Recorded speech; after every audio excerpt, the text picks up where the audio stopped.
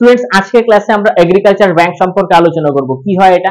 সাধারণত agriculture bank আমরা সেই ধরনের ব্যাংককে বলি যারা দেশের বিভিন্ন কৃষি, যেরকম ছোট এবং বড় বিভিন্ন ধরনের যে কৃষকেরা রয়েছে যারা চাষবাসের কাজে নিযুক্ত, এবং সেই তাদেরকে বিভিন্নভাবে উৎসাহ প্রদান করা এবং ফাইন্যান্সিয়ালি বিভিন্ন রকমের যে অ্যাসিস্ট্যান্স, লোন প্রদান করা, সেই সাহায্যগুলো করে থাকে এই ধরনের ব্যাংক।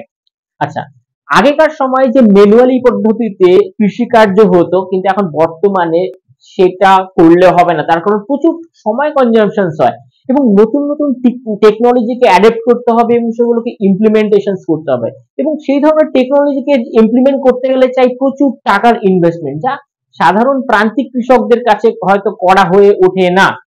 সেই জায়গায় আমাদের এই ধরনের এগ্রিকালচার ব্যাংকগুলো উৎসাহ দেয় এবং দীর্ঘমেয়াদী লোন প্রদান করে থাকে, যাতে তারা সহজ কিস্তিতে একদম কম রেট অফ ইন্টারেস্টে তারা টাকাটাকে রিপে করতে পারে।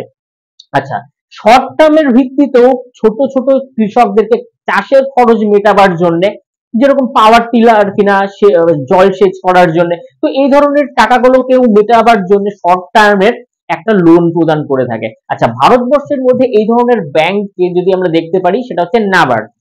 এরা গ্রামীণ অর্থনীতিতে এবং বেসিক্যালি যে এগ্রিকালচার সেক্টরস আছে এখানে একটা প্রমুখ ভূমিকা পালন করে থাকে। যেরকম নাবার্ড মানে national agriculture banks and rural development. তো এইভাবে এটাকে আমরা রিলেট করতে পারি। Thank you.